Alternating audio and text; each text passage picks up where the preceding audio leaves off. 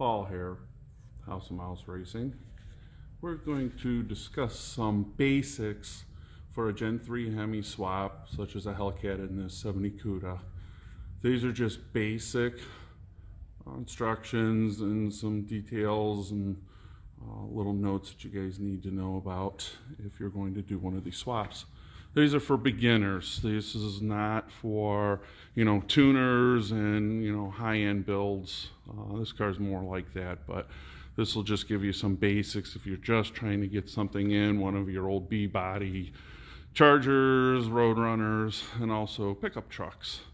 Holley makes a lot of parts now for a lot of the Dusters, trucks, A-bodies. They just came out. Bouchelon Performance does a lot of the parts too, so if you're looking for stuff. But just to give you a quick rundown on some of the stuff, some pictures so you get an idea. This is plug and play kind of system, so you don't have to get tuners, you don't have to get programmers, you don't have to send it. It should be stuff that you can do at your house, just basic for dummies kind of setup. So I did a video earlier, but I'm gonna go a little more detail on some of the parts and explain some stuff. So I got a million questions on this. So first we're gonna start off with is the wiring. Again, you can do new or used cars. This is a used engine, this is a used wiring harness. It is basically the same when you get one from Mopar Performance. The only difference is it'll come with the air conditioning circuit on the used. The new ones don't have that. And you'll have some cut wires, which doesn't matter. You're not using any of them. Just isolate them, make sure that they're not going to touch anything. Use the factory computer too. I just send it out to Hemi Tuner Performance, but there's Hotwire and a bunch of other companies that can do a standalone program. You send it to them, they send it back. You just plug it in on your connector here, and you're all set to go. Mopar Performance is going to have an additional harness that also plugs in to your body connectors. And there's one other harness that goes on the other side of that computer. That's going to give you your plug and play for your fuel system, trip wires for your fans, intercooler pumps, also it's a fuse relay and troubleshooting, also start security circuit. So nothing hard, nothing complicated. It's probably about 5 wires that you're playing with, and that's supplement harness you get from Mopar. So not a big deal, easy plug and play, just get it going. You can use whatever you want for the wiring, for the hookups in your car, Dakota Digital for the dash. You can do your original dash. I use factory dash, sometimes Dakota Digital. Other ones I'm using just custom stuff to make it work. Old school style, so all the gauges work, column shift cars, no paddle shifting. So again, this one is a 2017 motor, and I'm running a Gearstar 4L85E transmission. That is down there. That works for me, it's quick. CompuShift makes a setup for this. It works off your Bluetooth on your phone, so you don't need a laptop to program it either. Works great. I have 3 of these going right now and 3 vehicles, and they work fine. I drag race them, tow, street strip, no shifting problems. Shifts hard if you want it. If you want it to shift lazy, whatever, you can set it up to do whatever you want. The one that I have is in a 68 cop car, and it's running high 10s on the track, low 11s on the street. So it's got 10,000 miles on it in 2 years, and beat the crap out of it, and it works. So next thing we're going to talk about is that pulley. That is the factory pulley. You can buy aftermarkets to overdrive the supercharger.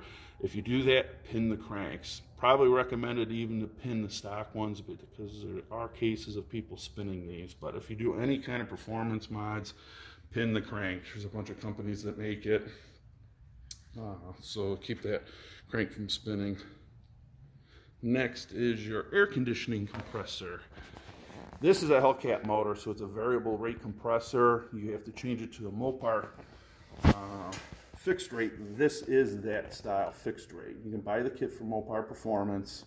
You can also get the fittings from Bouchelon, Vintage Air that go onto the housing, and then you can run -6 hoses off, just like this is. A lot of the other style Gen 3s already have fixed rate compressors. so you won't have that problem. But I think the 6.4s and definitely the Hellcats have the variable rate. You need to change it. Bolts up the same, just need a bigger belt, just a belt if you're going to run the air conditioning circuit. Same belt for either compressor. Next is your radiator, condenser, compressor. You can do whatever you want on these. This is all a stock setup. I try to use them all because it all fits really nice. This is a 26 wide setup on the core support, so you don't have any problems. Fits right in there. Yes, you have to modify, do some things. You can play around with whatever. You can run aftermarket radiators. People do it all the time. Not a big deal. I like the stock, so if I gotta go get parts, it's easy to get. Rock Auto is really good. If you gotta go get parts, they give you an exploded view of everything. So if Mopar doesn't have it, you can get it from them. The only thing you gotta make sure of, depending on which style you're using, like this radiator doesn't have a radiator cap like your old schools. So you need to run an overflow tank or an expansion tank in this case, but make sure that it's high as the radiator, so your air will go into that. And you also need to make sure when you're working on the intercooler, radiator, power steering, that you vacuum the lines out of air and fill it that way. Don't just think you're going to get the air out of it. You will wipe out your intercooler pumps. You will wipe out problems, other pumps if you're running them that way. Also, you'll get the motor airbound and it will overheat. So you need to make sure you get a vacuum system. You can get them through Amazon. They're 40 bucks, and vac the system and it'll self-fill it when you're done. So it makes a big difference. Motor mounts. This is a Riley Motorsports suspension. So it makes it a little bit easier. Everything fits nice. So there's no torsion bars. Plenty of room for your oil pan.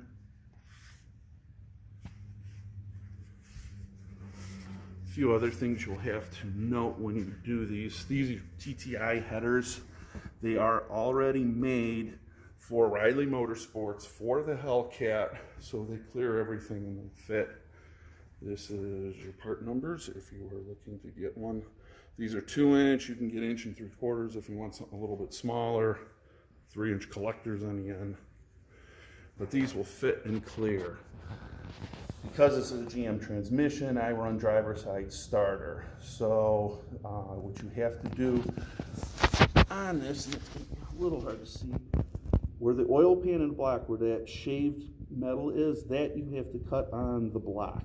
When you cut that, it clearances for most of the mini starters that you get. So, and you're looking at this little piece here. It's the serial numbers on the block, and that's what you're cutting off basically. So that's all you need. That'll give you some room for the starter and the headers. Everything clears then. The other thing you will have to worry about on the oil pans is most of the Gen 3s are the same oil pans. So if you're doing center or rear mount to clear your cross members, Mylan makes all the pans. The only difference are the bolts on a Hellcat are a different bolt configuration on the very front of the oil pan. The rest of it will bolt the same, but the very front is different than a 6.4, 6.1, 5.7. So you gotta make sure you get the right pan. Also, the dipstick makes a difference too. You can run it in the pan. There is also a provision on, I think it is the driver's side, there is a plug in the block you can knock out when you do the oil pan, hammer it up or in, and then you can run your dipstick too. You can barely see it where the tape is. So, and it'll come up and it'll mount on your headers. Bouchelon Performance sells a whole kit. You can buy the bolts, oil pan, pickup, dipstick, tube, dipstick, stick itself. So, and I'm sure there's some other companies like Holley that make them too as well. So, you don't have to run TTI if you're running different motor mounts. SRT Jeep headers work. The factory exhaust manifolds work. On my truck, I have a 78 Dodge Dually. I'm running the SRT8 system on there, so they clear the motor mounts. They look really nice. A little bit of shaving on the frame just to clearance a little bit, but They fit nice. The Hellcat almost clears the Riley Motorsports, but it hits. Some of the other applications, they still work, but odds are you're gonna end up running headers like Hooker or Doug's or somebody. TTI seems to be the ones everybody uses. So, regarding the oil pan, Riley Motorsports, and I'm sure there's some other ones of people I've been seeing having issues. When you take off your oil filter and the oil cooler lines, you're left with trying to figure out something. Mopar Performance sells a 45-degree angle that'll point it towards the front of the K-member. If you get that, just cut the bottom part of it off. It's like a little drip rail tray that's on it. You can run a sandwich adapter to run your oil cooler lines. Durrell makes one. Transdap changed theirs, but if you order it through Durrell, they make one that'll fit in there and still gives you just enough clearance to get a small oil filter, and it'll clear your K-member here. I don't have it shown, but I got it on a couple of my other cars, so it just fits. It's 22 millimeters, so you can sandwich it all together, run O-ring -10 lines off the oil cooler, and you can run a -8-6 line down to it. I think the -6 is what I'm using for the lines to go back, so however you use that.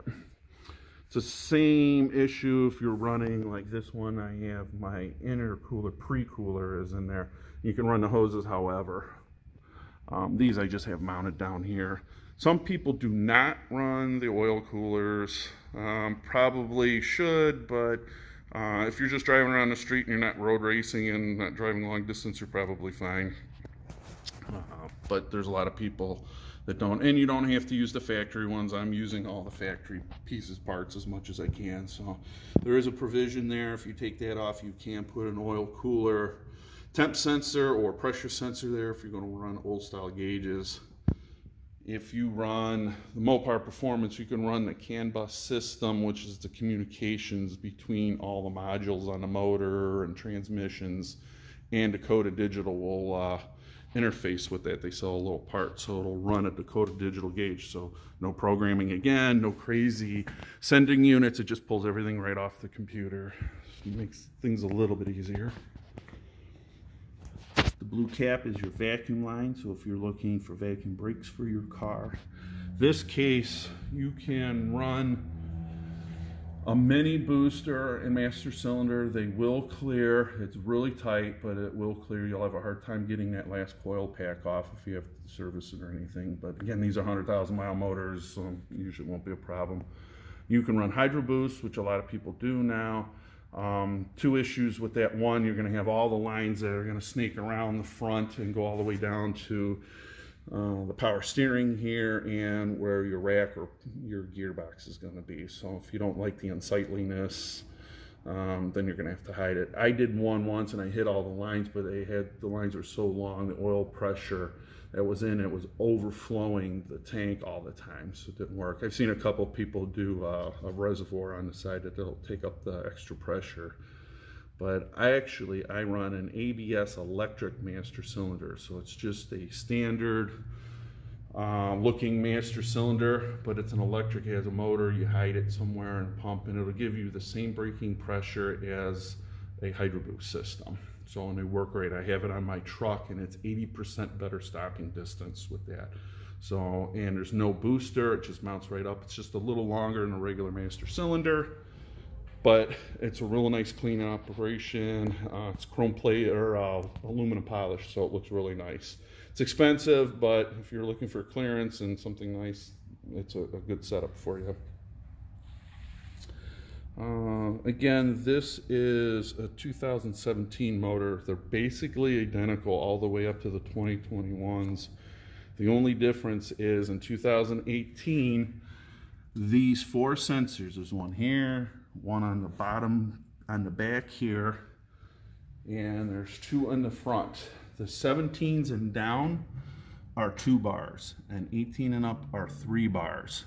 So you kind of have to let your programmer know what year your motor is so he knows how to calibrate. You'll know If you go and start, and the car will not run more than 3,000 RPMs and it goes into a limp mode, it's seeing the pressure is wrong on the supercharger and the air intake, and it goes into a limp mode.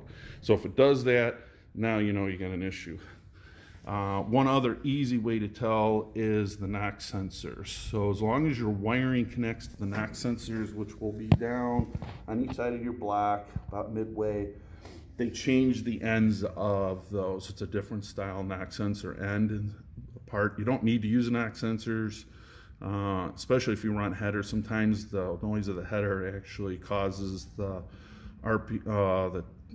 ignition to retard because it's hearing the knock through the headers because it's so loud. But again, that's, you know, something you'd have to investigate on your own on each application. But if you have that 2018 and up knock sensors and they won't plug in, odds are, you know, you got an older motor and the newer wiring harness, so, or vice versa. So that's about it. It'll still start, it'll still run. It's just if you get to that 3,000 RPM and it just falls on its face and goes in limp mode, you know it's probably your problem there.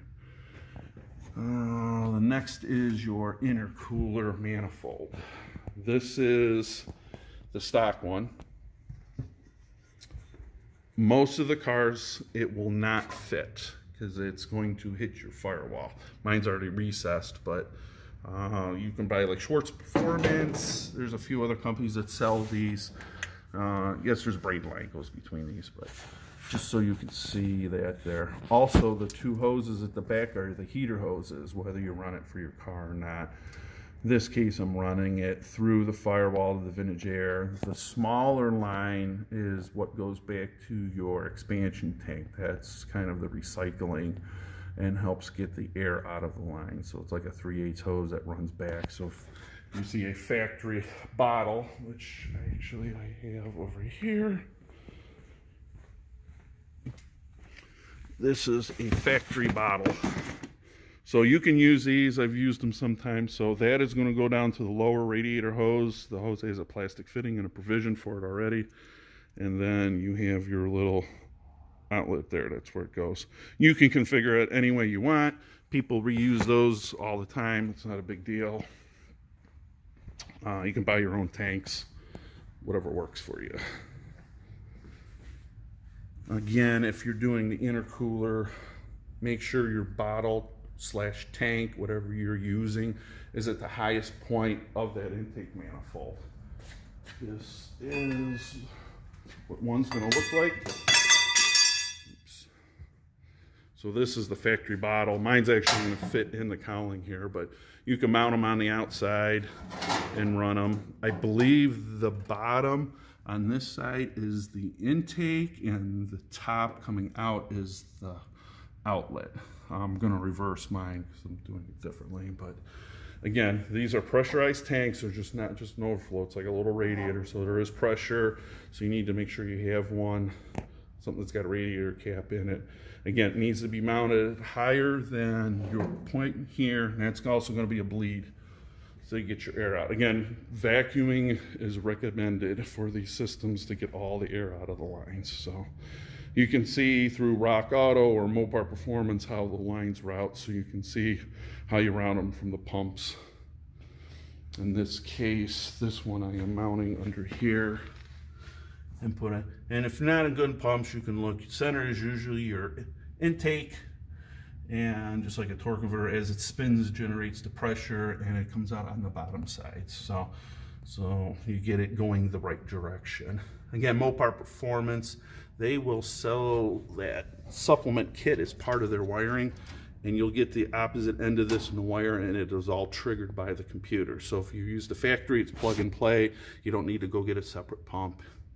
Guys use ones that are a lot smaller. Just an option for you.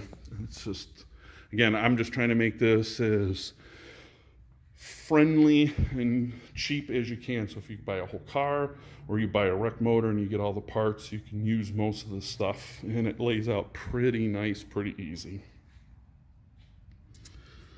The other problem you will have, I'm running my intercooler lines backwards, but this is normally on a CUDA where your wiper motor is going to go.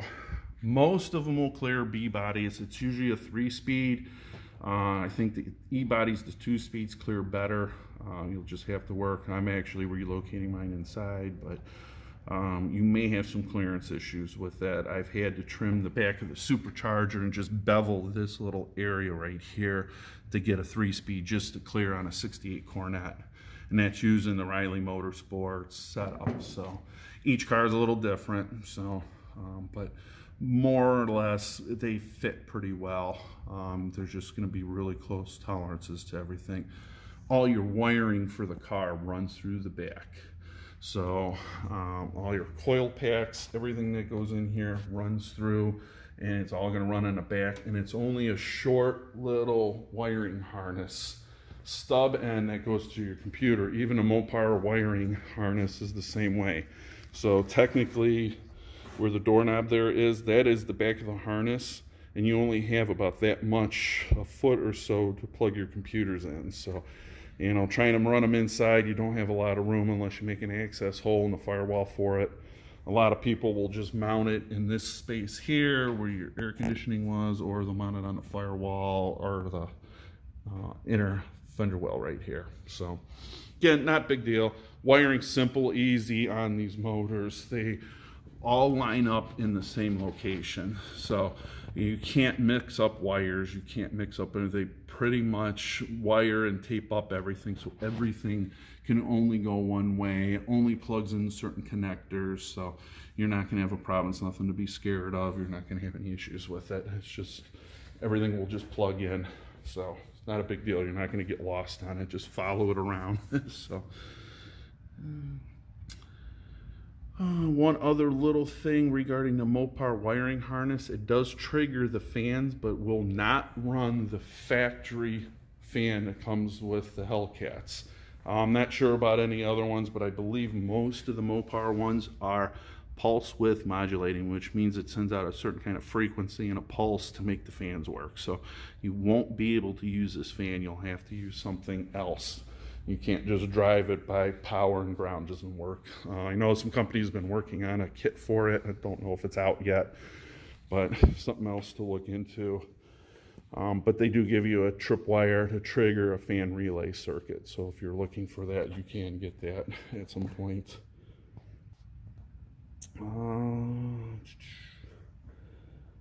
I think that is your biggest thing, and then the only other thing you guys will probably run into is the transmission tunnel on certain cars. B bodies, that area is where your pinch welds for your core support and your floor meet. So that's usually has to be trimmed or cut out of the way to get the trannies to fit, unless you're running like a 727 or something that usually will clear. But most of the transmissions are bigger, including the 8-speed Hellcat ones. You're going to have to do a little clearancing to get them to fit and modify. Even on this, it's a GM transmission. The bell housing would hit, so I've made and clearanced it, plus I've pushed it back. I also have to cut or clearance in this area for the transmission cooler and pressure lines because they come out on the side. So I just cut it, relieve it a little bit, and just weld it so it's square. Carpeting still fits, consoles still fit, so you don't have to modify it that much and change everything around. So, and again, the rest of it will all fit. I use column shift. You can use paddle shift. You can use console shift. There's all kinds of transmission. Sound German Engineering is making kits and controllers for the transmission. I heard Mopar started releasing one, but I have not found a part number yet on it. But their companies are coming out with all new stuff daily. So again, if you have any questions, House of Mouse Racing at Gmail. You can find me on Facebook through House of Mouse Racing, also Instagram. There's lots of pictures of all the builds, videos of builds that I've done with these. I think there's a 73 Dart, which is the Duster body style. I have one with a 6.4 Edelbrock supercharger that I've been working on customer's car. So and there's some pictures of it drag racing, so you can see what you're getting. And again, if you have questions, just shoot me an email or a message, and I'll try to answer them as much as I can. Just been inundated with this because everybody wants to run these now. So.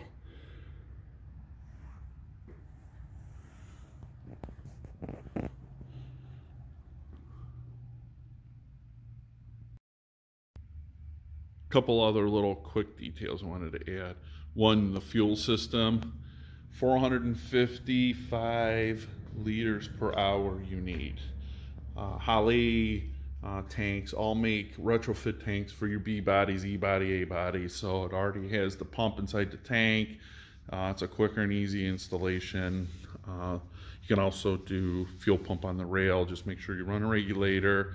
I think -8 is probably good enough for running the fuel lines up, but your return line needs to be smaller. And your connection is going to go here. You can get it at Summit Aeromotive, makes a fitting for that. I think it's a 5/8 push-on connector. I remember, I don't have the part number offhand, but.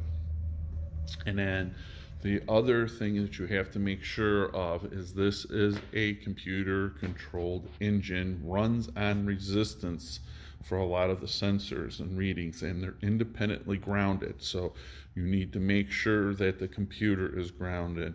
The engine is grounded to the frame and the body. The body is grounded to the frame and to the engine. And the battery needs to be grounded to your body and frame if available, and also to the engine. You want to make sure you have good grounds everywhere. Sand them and make sure you have good quality connections. If you have issues, 9 times out of 10 are ground issues on these if it's not running right, or sensor problems. So there are several sensors that require separate grounds that are part of the wiring harness. You need to make sure of that. So make sure of your grounds. Again, any questions, follow us on Facebook at House of Mouse Racing. Instagram is also on House of Mouse Racing, and there's videos and pictures again. Hope this helps.